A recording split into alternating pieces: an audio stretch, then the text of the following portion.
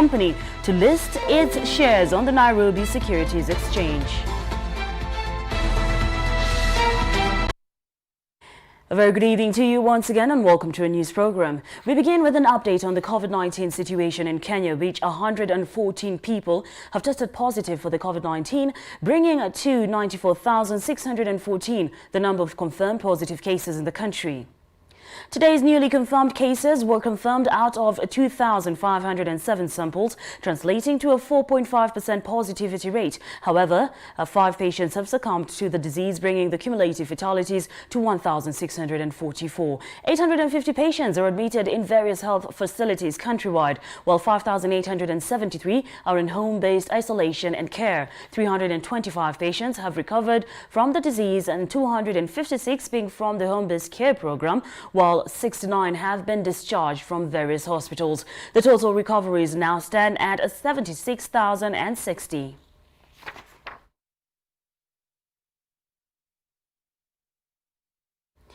Meanwhile, doctors allied to the Kenya Medical Practitioners and Dentists Union (KMPDU) have officially begun their nationwide strike today. The strike will see various cadres of doctors ranging from medical officer interns, pharmacists, dentists, medical specialists to medical superintendents withdraw their services.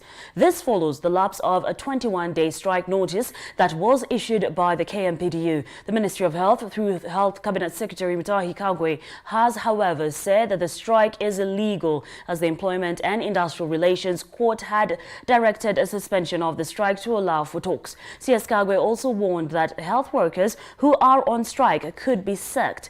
KMPDU and the government of Kenya have been in a tug of war over the last 8 months of a number of issues such as provision of personal protective equipment as well as provision of comprehensive insurance cover and compensation to all doctors.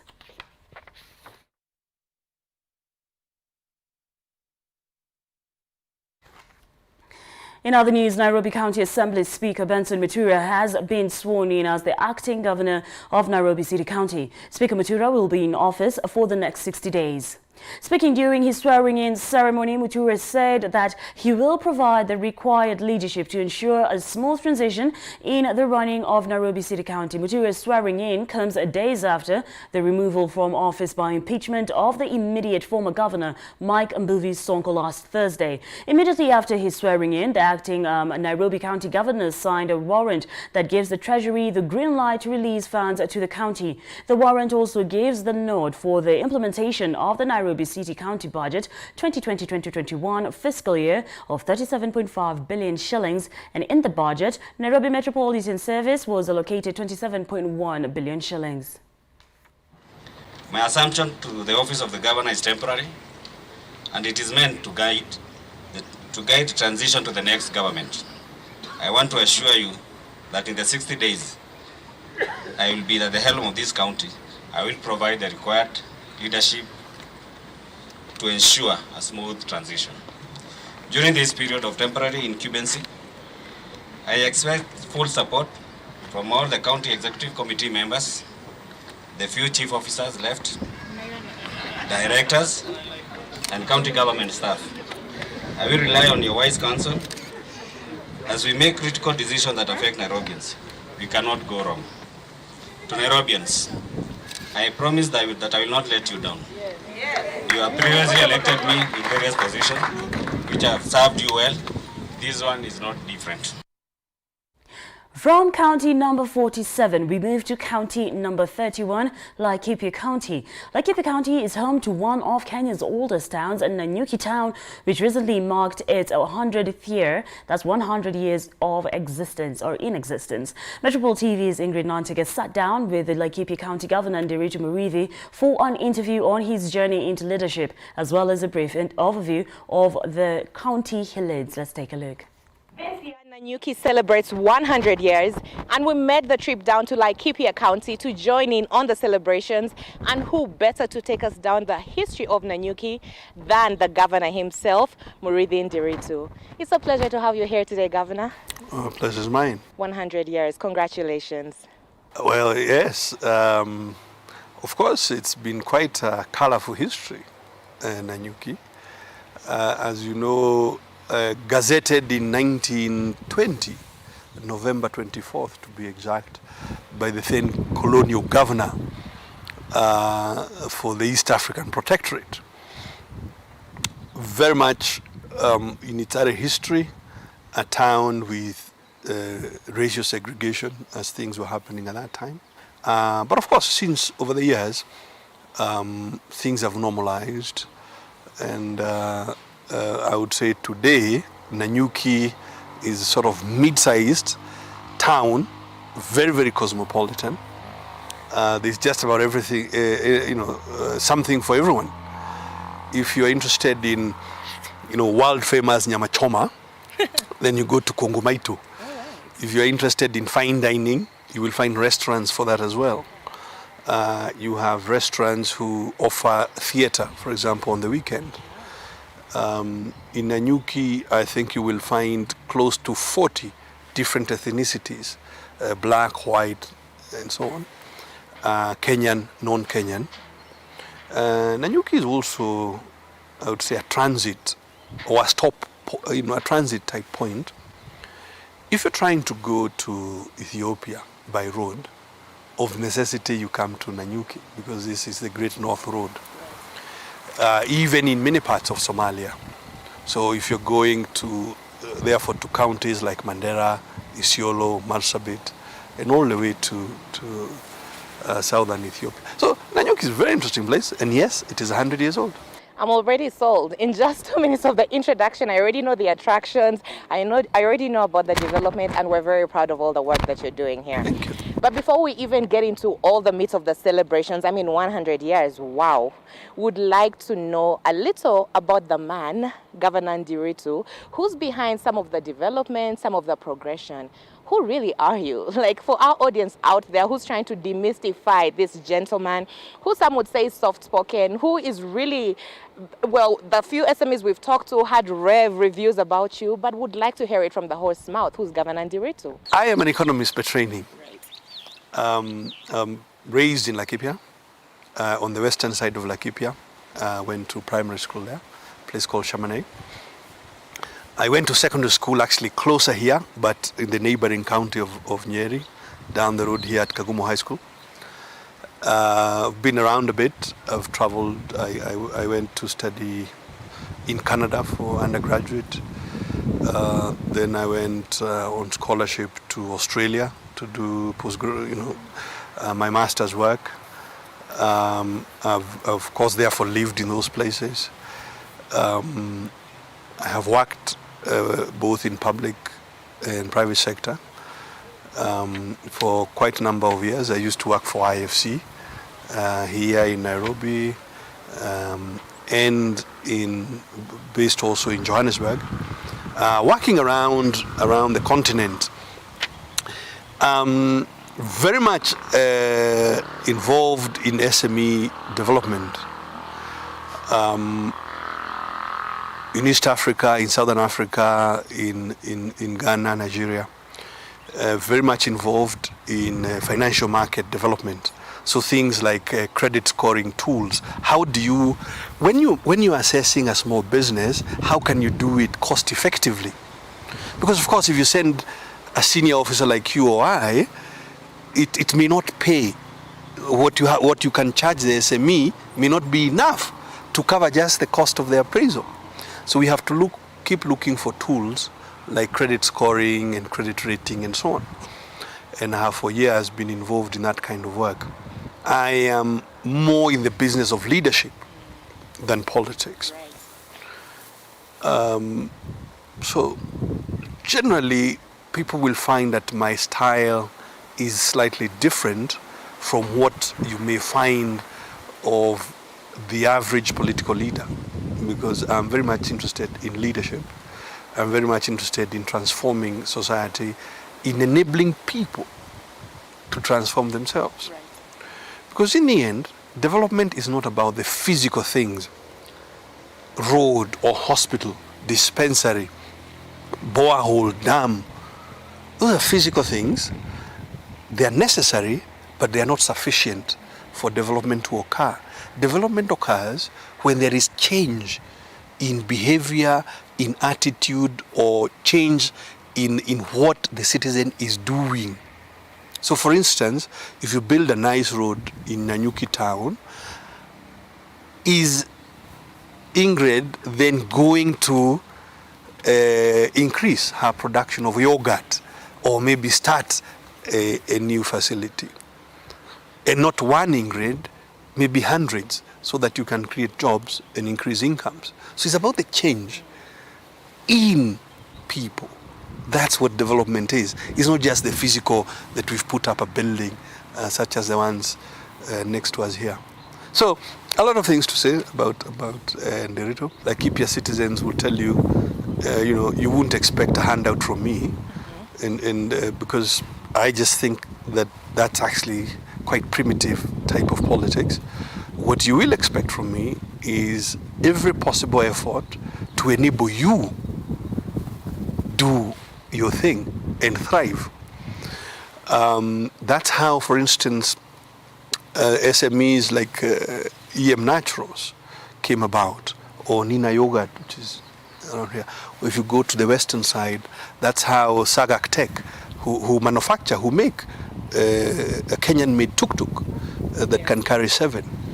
That's what it is about. Right. Yeah. Governor Nderito, you're very humble, obviously. I asked about the person, then you just talked about development, how to just help people of the county, but still to dwell a bit, you've talked about politics vis-a-vis being a leader, and you've been very, very emphatic on the difference there is in that, and also you've mentioned the importance of just developmental leadership.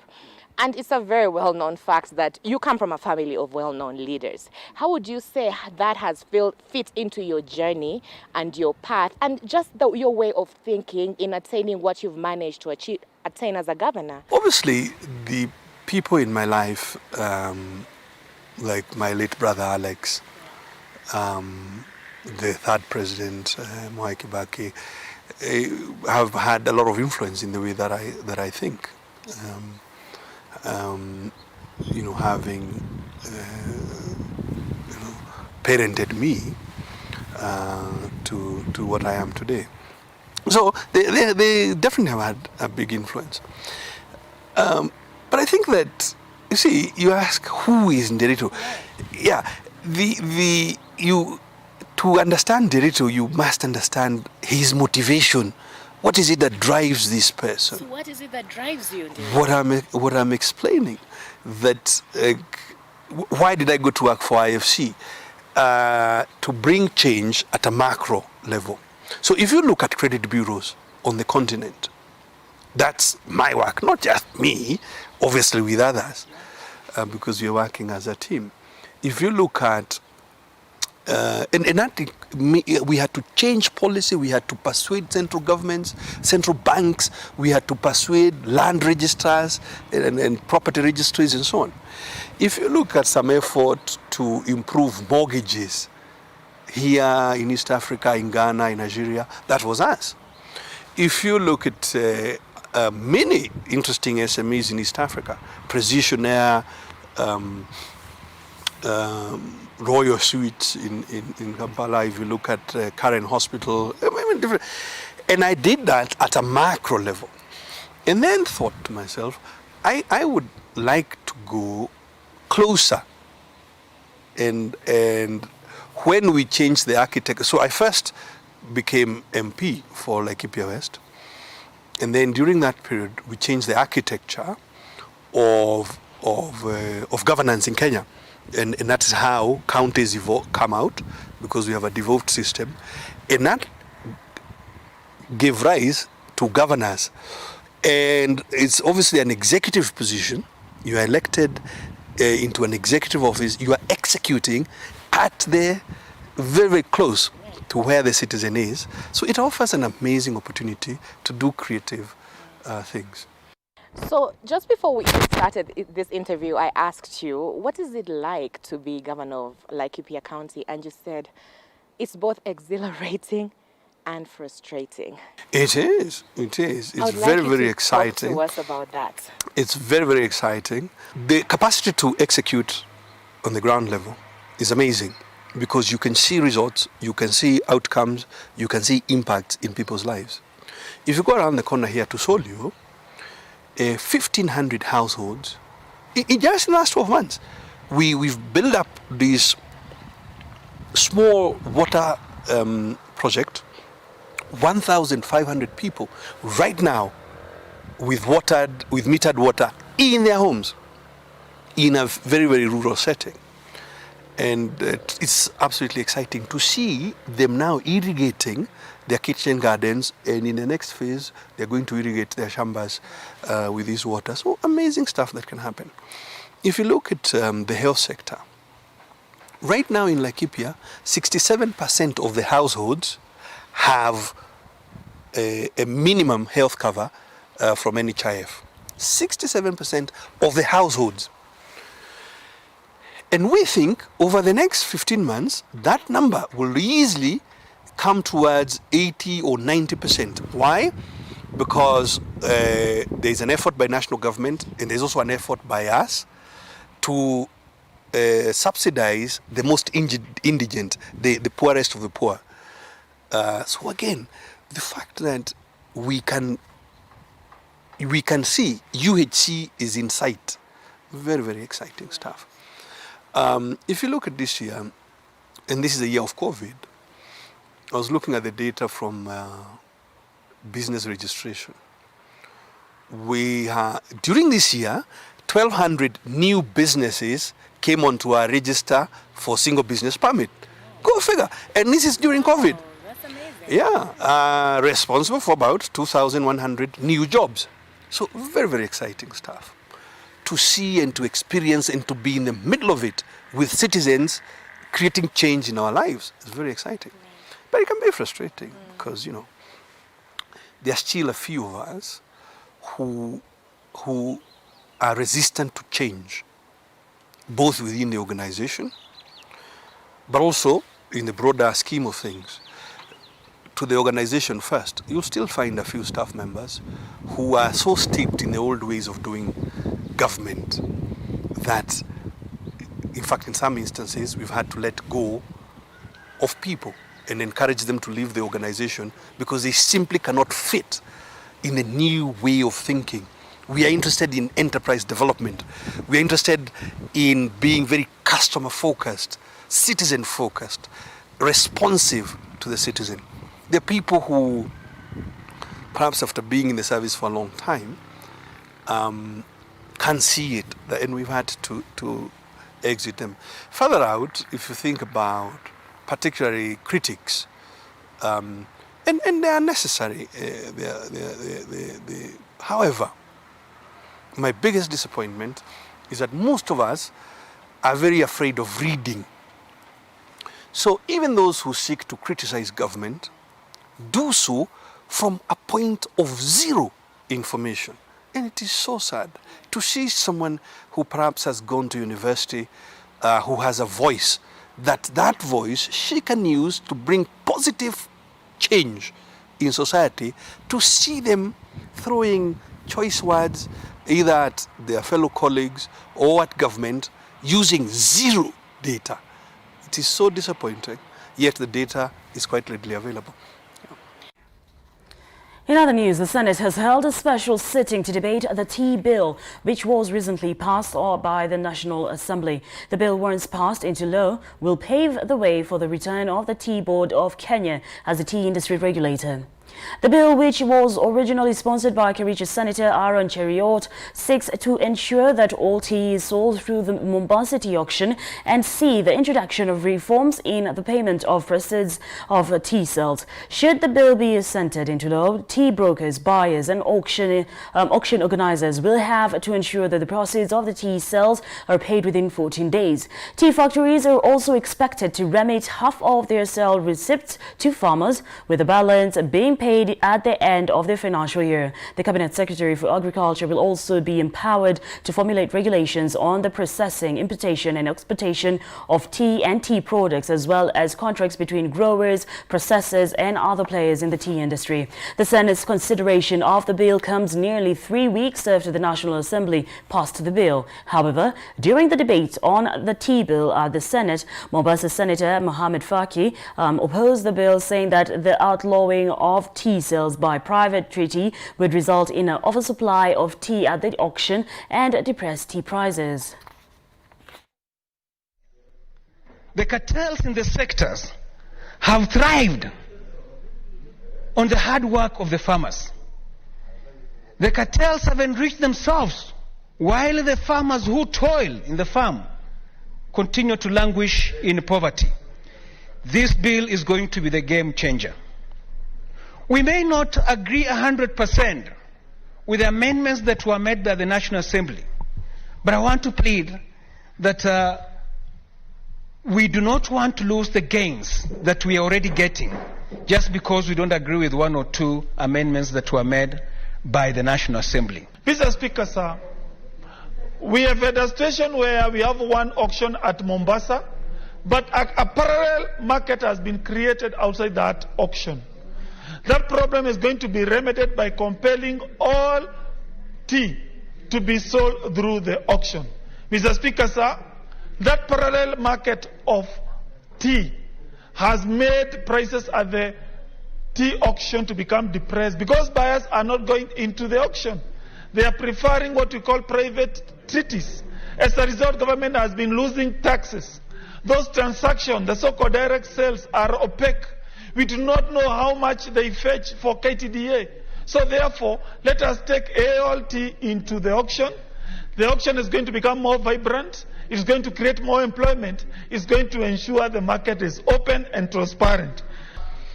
The demand at the moment and the supply of the tea in Mombasa are at variance. The supply is more than the demand that is coming up in the auction, and therefore, if we allow all the teas to be sold through the auction, the market will be flooded, and therefore the prices will come down, and this will adversely affect the farmers. At the moment, Mr. Speaker, sir, there are two options. You sell through private treaty or the private arrangement, and you can also sell through the auction. The private sales, Mr. Speaker, sir, complement the auction because in the auction sales, not all teas are able to be taken during the auction, and therefore the surplus is sold through private arrangements. Mr. Speaker, sir, it will also be unconstitutional for somebody to be forced to sell his produce through the auction, yet he can get a similar or a higher price through a private arrangement. Therefore, Mr. Speaker, sir, the fact that all teas will be sold through the auction will adversely affect the industry because there are special teas such as teas that are sold directly to the buyers who pay better prices than what is paid for at the auction. I am therefore appealing to all those stakeholders who feel affected by this bill and who are currently in the courts of law. I want to ask them to trust that this House can deal with their concerns, and expeditiously. Mr. Speaker, I do hope that all the petitions which lie on your desk, that you allocate them even during this recess, and we'll be able to look at them and look at the concerns of various stakeholders. And there are many, Mr. Speaker, and they are right. And if they feel that they need to be properly accommodated in the bill, I think, Mr. Speaker, we should accommodate them one way or another. Let us shift gears to the transport sector, which has been one of the sectors most affected by the COVID-19 pandemic. A spot check across bus stations serving up-country destinations has shown that the number of travellers leaving Nairobi for Christmas festivities is not as high as it has traditionally been in the past years. And as Vincent Odhiambo reports, a number of travellers have been forced to reschedule their travel plans as constraints in the availability of seats begins to bite due to the prevailing restrictions in the carrying capacity of PSVs. At this time of the year, the Machakos Country Bus Station, nicknamed the Machakos Airport, would be busy with commuters rushing back to various parts of rural Kenya ahead of the Christmas festives. This year, the terminus, which is one of the busiest PSV termini in Nairobi's central business district, looks dull and inactive. a situation that has been replicated in other key country bus stages such as the tea room, railways, and Afya Center termini. Hii corona, watu by the hawana pesa na ni wachache wenye wana travel. Sio kama last December. But this has not deterred PSV operators from hiking their fares, some even doubling their fares. This is especially in the view of the social distancing requirements that have forced them to carry passengers at half capacity of their vehicles. The number of vehicles have not increased. The vehicles have not increased. The vehicle owners, nobody is buying a new vehicle. We have just the same vehicles we had, but now the numbers were reduced. We are not carrying capacity, and the people are just the same. They have come so many. So you find out where we could have taken one bus, we have to take two. We have to send two buses. With the 10 p.m. to 4 a.m. curfew still in place, as part of the restrictions to curb the spread of the COVID-19 across the country, it is now impossible to travel at night. Something that has affected the transport so much is one way. What I mean, there is no night traveling. That one has affected so much. So when the driver goes one way, he has to relax until the following day. This has forced some travelers to reschedule their traveling plans. Nimekaa kuanzia saa 4 mpaka saa hizi. Ameniambia tiketi nitakata kuanzia 28 kuendelea. Sina option nyingine, labda narudi kwa nyumba ngoje hiyo siku. Hatuna receipts, tunangoja gari ya 27 ikifika, maybe tupande hiyo ya 28 ndio watakuwa wameacha kukata receipt. Hatuna alternative nyingine juu kuna mahali tulikuwa tumeenda kuangalia, but sasa hapa hivi itabidi tu tungoje yenye itakuja. For now, PSV operators are calling on commuters to bear with the current situation. This as Kenyans await the government's direction on whether the curfew hours, among other restrictions, will be eased at the beginning of next year. For Metropol TV, I'm Vincent Odhiambo. Meanwhile, on the corporate front, Homeboys Entertainment PLC has listed its shares by introduction on the Nairobi Securities Exchange. Now, the entertainment firm has listed 63.2 million shares on the NSE's Growth Enterprise Market segment at a price of 4 shillings and 66 cents per share. Homeboys Entertainment PLC has become the first company in the entertainment business to float its shares for trading on the bourse. The move comes a year and a half after the company joined the NSE's Ibuka Incubation Program, and Homeboys Entertainment PLC runs various businesses that include media, event management, and public relations management. So on behalf of the board and management of Nairobi Securities PLC, I take this opportunity to humbly welcome you to this listing ceremony of Homeboys Entertainment PLC. Today is a momentous day as Homeboys PLC lists 63.2 million shares and becoming the first entertainment company to list on the Nairobi Securities Exchange. This listing is a promising development in our country. It gives credence to the commitment that we have towards supporting companies explore the NSE as a venue of raising capital. So ladies and gentlemen, what does it mean to invest, to list in the NSE, especially a small business like ours? It's been mentioned here by a few speakers before me, but one, it enables us to access low-cost capital for growth, which is what we're doing now in terms of selling our shares. Also, as a listed company, we will be paying lower corporate tax, and there are also a few more other tax incentives which I think are very good for business that's growing. And then also what it does for us, it boosts the profile of the business. So once you put alongside the bigger boys and everyone feels like here, you actually sit on the table with these big brands. It means you're a credible firm, people trust you, it means it's easier for you to get more business. So I think for us that's one of the biggest assets actually. It also allows us to create value for ourselves and our prospective shareholders. So this exercise will enable us to compare our value against big firms and benchmark ourselves and say, fine, if this share is trading at this much, we're at this much, what do we need to do to make sure we build value for ourselves and our shareholders? In other news, Cyton Real Estate, the development affiliate of Cyton Investments, has ranked Nairobi's Westlands area as the best performing area for development of mixed-use properties. According to Cyton's Nairobi Metropolitan Area Mixed-Use Developments Report 2020, Westlands was the best performing node, recording an average rental yield of 8.5% with the retail, office and residential spaces recording rental yields of 9.8%, 8.2% and 7% respectively. According to Sarton's Nairobi Metropolitan Area Mixed Use Developments Report 2020, yields of 7.1%, 0.3% points higher than the respective single-use retail, commercial, office and residential themes average of 6.8% in 2020. The performance was attributed to availability of prime office and retail spaces resulting in relatively high demand, with high demand for commercial and residential space supported by the relatively good infrastructure.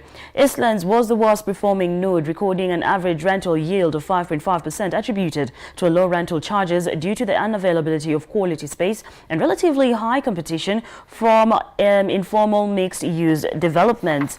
Overall, the mixed-use developments recorded a 0.2 percentage points year-on-year decline in average rental yield to 7.1% in 2020 from 7.3% in 2019. The decline has been blamed on a tough economic environment caused by the COVID-19 pandemic that constrained consumer spending and reduced investor appetite as investors adopt a wait-and-see attitude in the wake of market uncertainty. For our investment opportunity, we will recommend investing in Westlands for the mixed-use development, with as the area generally offer high returns. As currently we see from the report, Westlands has an average rental yield of 8.5%, which is high above the market average rates. For the commercial office, we have a negative outlook because we see a decline in performance comparing the 2019 and 2020 yields, where the 2020 performance recorded yields of 7.2%, while on the other hand, in 2019, we had a 7.9% rental yield. The decline in performance is attributed to the tough economic times brought about by the COVID-19 pandemic, which has resulted to people downsizing their office spaces and also people adopting the work from home strategy for social distancing. The current oversupply also is a factor that is affecting the performance of the commercial office sector, where we have an oversupply of 6.3 million square foot. Lastly, a growing number of countries have banned flights and travelers from the United Kingdom in a bid to stop a mutant strain of coronavirus crossing their borders. International media reports indicate that at least 27 countries have blocked travel from the UK. According to the Wall Street Journal, Germany, France, Italy, Canada, Israel, the Netherlands and Belgium on Sunday announced bans on passenger air travel from the United Kingdom. The British government said on Saturday that the new strain appeared to be spreading 70% faster than their earlier variants and is responsible for a surge in cases in London and its surrounding areas. Recorded cases across the UK in the week to Sunday rose to 51% over the previous week.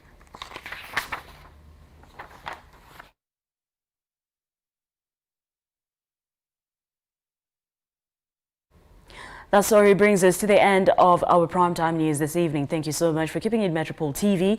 My name is Nina Shabano. Sign language interpreter is Bini Odoyo from the whole Metropol TV fraternity. We do wish you a lovely night and happy holidays.